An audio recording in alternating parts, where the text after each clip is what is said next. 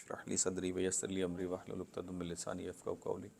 دیکھیں American universities میں یہ جو ڈیمانسٹریشنس ہو رہی ہیں، اسپیشلی جو پروٹیسٹ ہو رہا ہے اسٹوڈنٹس کا، یہ کوئی نئی بات نہیں ہے امریکن سوسائٹی کے اندر۔ You would find a common trend and pattern in American society. آپ نے دیکھا ہوگا کہ 1970 کی دہائی میں جو ویتنام وار تھی اس کے خلاف پروٹیسٹ ہوئے، افغانستان کی وار تھی اس کے خلاف پروٹیسٹ ہوئے، عراق وار تھی اس کے خلاف پروٹیسٹ ہوئے، یوکرین وار ہے اس کے حوالے سے پروٹیسٹ ہو رہے ہیں، اور امریکن تھنک ٹینکس ہوں یا اسٹوڈنٹس ہوں، وہ سب سے زیادہ پروٹیسٹ اور کرٹیکل ویوز دیتے ہوئے نظر آتے ہیں، بیکاز ان کی یونیورسٹیز کے اندر ایک لبرل انوائرمنٹ ہے۔ فائن، تو آپ کو ایک پیٹرن نظر آتا ہے، لیکن اس میں سب سے اہم چیز جو ہے وہ نوٹ کرنے والی ہے کہ اسٹرکچرل تھیوری آف امپیریلزم جو جان گالتنگ نے دی ہے، جس میں ایک اسٹرکچر قائم کیا گیا ہے، اس اسٹرکچر کے تحت جو سینٹر نیشنز ہیں، جو ڈیولپ نیشنز ہیں، وہ ڈیولپنگ یا انڈر ڈیولپ نیشن جن کو پیریفریز کہا جاتا ہے، ان کو کنٹرول کرتے ہیں۔ اس میں ایک اسٹرکچر جو ہے کمیونیکیشن کا ہے، انفارمیشن کا ہے۔ آپ نے دیکھا ہوگا سینٹرز آف انفارمیشن سارے کہاں پہ؟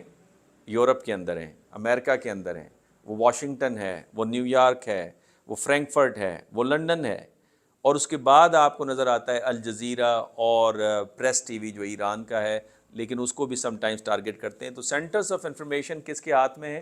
یورپ کے ہاتھ میں ہے۔ تو لہٰذا وہ انفارمیشن ہماری پیریفریز کی کلیکٹ کرتے تھے اور اپنے پرسپیکٹو سے اس انفارمیشن کو دیتے تھے۔ جب آپ CNN اور BBC دیکھتے ہیں، یعنی جو اندر کی خلفشار ہے وہ پیریفریز کی دکھایا کرتے تھے کہ دیکھیں یہ انسٹیبل ہیں، اور اپنی ہمیشہ ترقی کی خبریں دیا کرتے تھے۔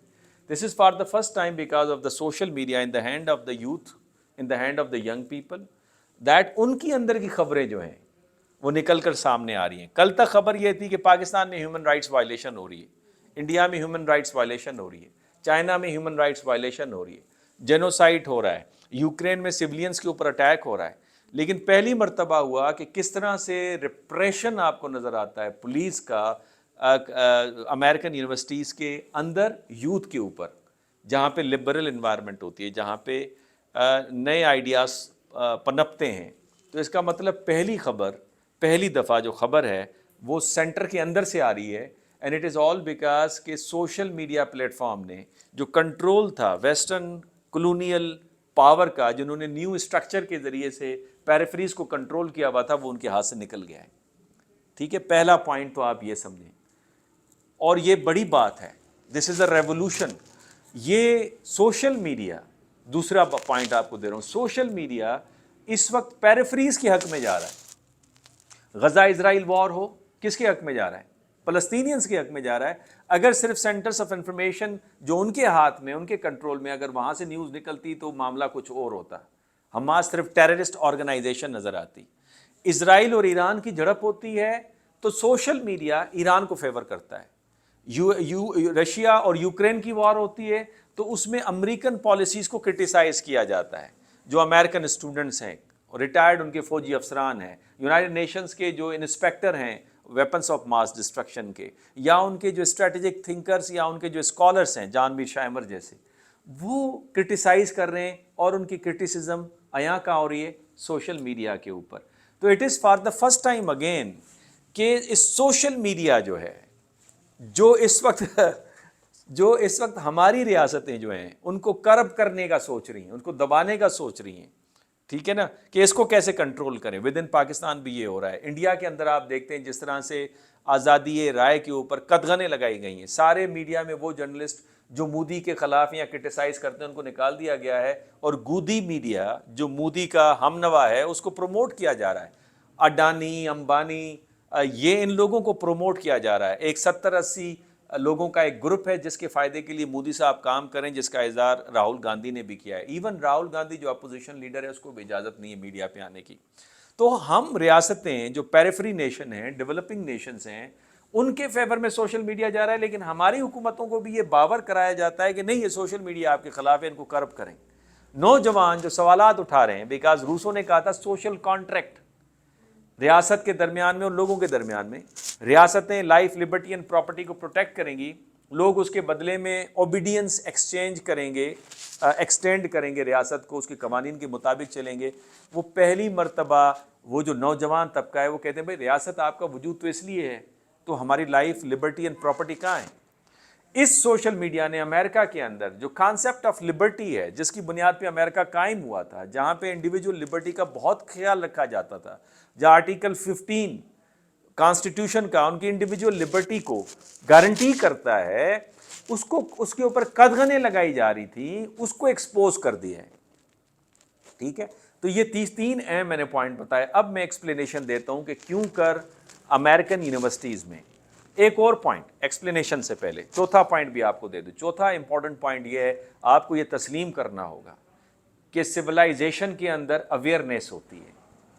ٹھیک ہے، وہ انسانیت، ہیومن سوسائٹی اور ہیومن ویلیوز کے اوپر اور انسانی اقدار کے اوپر زیادہ ان کی عزت اور احترام کرتے ہیں.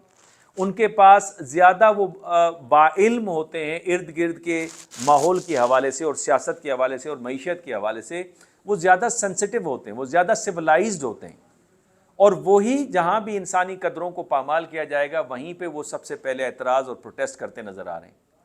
مسلم دنیا میں کہیں پروٹیسٹ ہوا ہے اتنے بڑے پیمانے پر سوائے یمن کے؟ کہیں نہیں ہوا. کہاں ہو رہا ہے؟ امریکہ میں ہو رہا ہے. آج بھی لاس اینجلس کے اندر، جو کیلیفورنیا کی سب سے اہم شہر ہے، جو ہالی ووڈ موویز بناتا ہے، سب سے بڑا جو پروٹیسٹ وہاں پہ نکلا ہے. لاکھوں لوگ وہاں پہ نکلے ہیں. یونیورسٹیز کے اندر پروٹیسٹ، میٹروپولیٹن سٹیز کے اندر پروٹیسٹ. لنڈن میں ہو رہا ہے، آپ کو فرینکفرٹ میں ہو رہا ہے، جرمنی میں ہو رہا ہے، اٹلی میں ہو رہا ہے، فرانس میں ہو رہا ہے.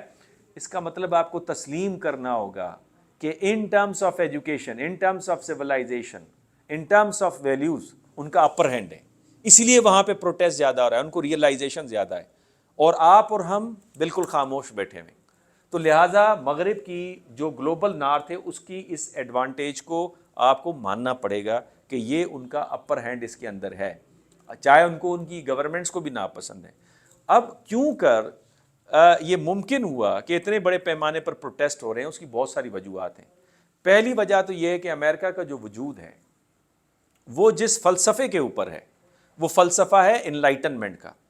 اور انلائٹنمنٹ پہلی مرتبہ کریٹیکل کوشچنس اس نے ریز کیے بلائنڈ بلیف آن ریلیجن کے اوپر، blind belief on life in after death کے اوپر، بلائنڈ بلیف آن اس کے اوپر کہ آپ کوئی سوال نہیں مذہب اور عقیدے کے اوپر اٹھا سکتے.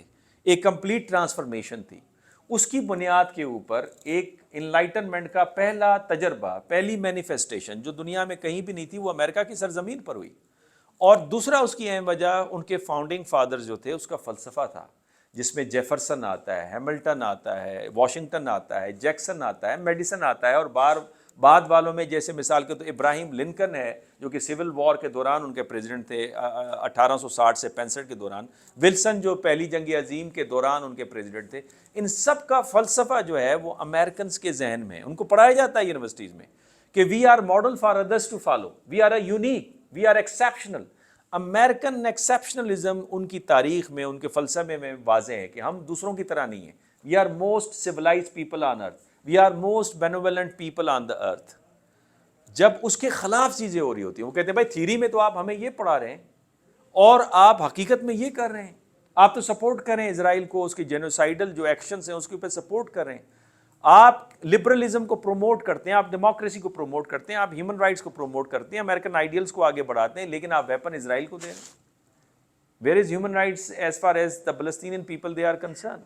تو وہ سوالات ہیں جس کی وجہ سے وہ اٹھے ہیں. تو وہ فلسفہ فاؤنڈنگ فادرز کا. تیسرا، امریکن سوسائٹی جو ہے وہ لبرل سوسائٹی ہے. اس میں جو لیول آف اکوموڈیشن ہے آپ کو بہت زیادہ ہائی نظر آتا ہے نا. مثال کے طور پہ وہاں پہ Irish American, Latin American, British American, French American, Italian American, Indian American, Japanese and Chinese American آپ کو نظر آتے ہیں. They retain their local identity, but at the same time they call themselves Americans and they give space to each other. ٹھیک ہے، accommodation کا level آپ کو زیادہ نظر آتا ہے. اس سوسائٹی میں یہ بچے نکلے ہیں بیکاز یہ سوسائٹی، یہ جو بچے ہیں اسی سوسائٹی کا عکس ہیں. جیسے آپ کی یونیورسٹیز میں جو کچھ بچے کر رہے ہوتے ہیں، آپ کے معاشرے کا وہ عکس ہیں، وہ تصویر ہے. تو لہٰذا وہ یونیورسٹیز کے اندر، لہٰذا جب بھی لبرل فلسفے اور کرائٹیریا اور سویلائزیشن کے خلاف کوئی کام ہو رہا ہوتا ہے، چاہے ان کی حکومت ہی کرے، اس کے خلاف آپ کو پروٹیسٹ نظر آتا ہے.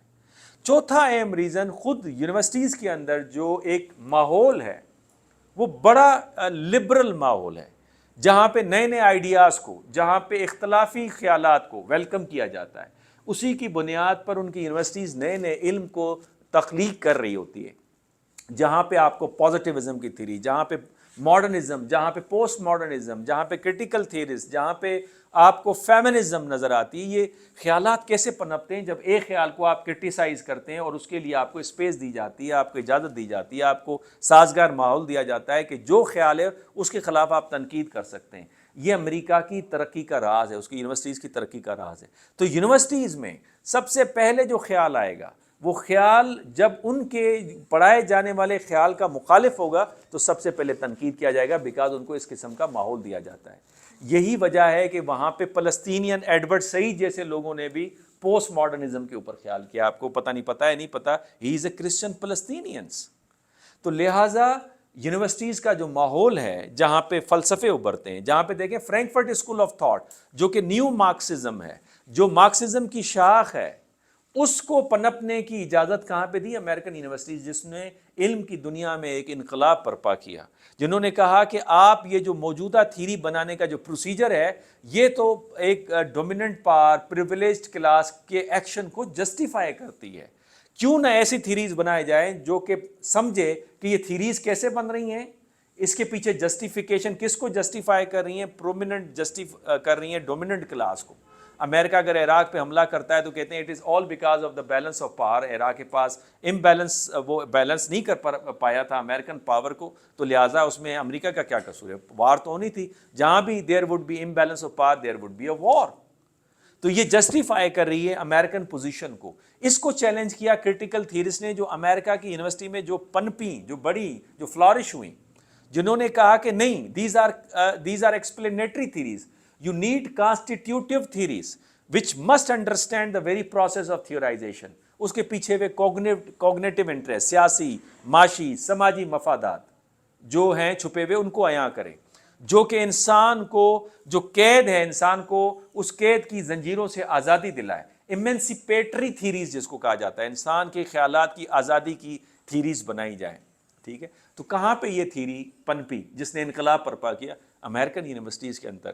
لہٰذا یہ 4 امپورٹنٹ ریزن تھے، اور 5واں، چونکہ امریکن فارن پالیسی کے اندر اس کے 3 بنیادی گولز میں سے ایک اہم گول جو ہے وہ آئیڈیلزم ہے، promotion of American democracy, human rights, promotion of respect to humanity, ٹھیک ہے۔ اور اسی لیے ہیومنیٹیرین آپریشنز آپ کو نظر آتے ہیں افریقہ میں، آپ کو یاد ہوگا جس طرح بوسنیا کے حوالے سے جو انٹرونشن یوگوسلاویہ کے کیس میں امریکنز نے کی، it is all because of American ideal goals. اور امریکن اپنے جب ریئلسٹ ایکشنز لیتا ہے تو اس کو جسٹیفائی بھی آئیڈیلزم کے ذریعے سے کرتا ہے، اسے پتہ ہے کہ اس کے لوگ آئیڈیلز ہیں، ٹھیک ہے، وہ امریکن آئیڈیلزم پہ یقین رکھتے ہیں، فاؤنڈنگ فادر کی فلسفی پہ یقین رکھتے ہیں۔ اس لیے جب عراق میں امریکہ گیا تو اس نے کہا کہ I am going Iraq to liberate Iraqi people. He did not say, Americans did not say کہ we are going Iraq to grab the Iraqi oil resources، ٹھیک ہے نا۔ تو لہٰذا ہمیشہ اس کو آئیڈیلزم سے جسٹیفائی کرتے ہیں۔ It is because of the fact کہ امریکہ کا تیسرا بڑا گول فارن پالیسی کا آئیڈیلزم ہے۔ تو یہ 5 امپورٹنٹ ریزنز ہیں جس کی وجہ سے آپ کو امریکن یونیورسٹیز کے اندر ایک پروٹیسٹ نظر آتا ہے، اپرائزنگ نظر آتی ہے against those American policies and against the injustices, against humanity, انسانیت کے خلاف۔ اور یہاں ہمارے سیکھنے کا سبق یہ کہ ہمیں بھی اپنی یونیورسٹیز کا یہ ماحول بنانا ہوگا، اس اسٹیج کے اوپر لانا ہوگا اگر آپ نے ترقی یافتہ بننا ہے۔ اور آپ کو یہ بات سمجھنی ہوگی کہ انسانیت کا اصل عکس آپ کو یورپ میں نظر آتا ہے، ویسٹ میں نظر آتا ہے، مغرب میں نظر آتا ہے، ان کی حکومتوں میں نہیں۔ اس طرح تو مسلم دنیا اور گلوبل ساؤتھ کی حکومتیں بھی ان کے ساتھ ملی ہوئی ہیں زیادتیوں کے اندر، لیکن لوگ تو ان کے ساتھ نہیں ملے ہوئے نا۔ اسی لیے جو ریشنل اسکول آف تھاٹ ہے، جس کو انگلش اسکول آف تھاٹ کہتے ہیں، وہ بڑا یہاں پہ امپورٹنٹ ہے، جو کہتا ہے sense of humanity, sense of human society, اس کو بڑھاوا دیا جائے بیسڈ آن کامن ویلیوز، جہاں پہ انسان کی زندگی، اس کی آزادی، اس کی عزت، اس کے حقوق کا خیال رکھا جائے۔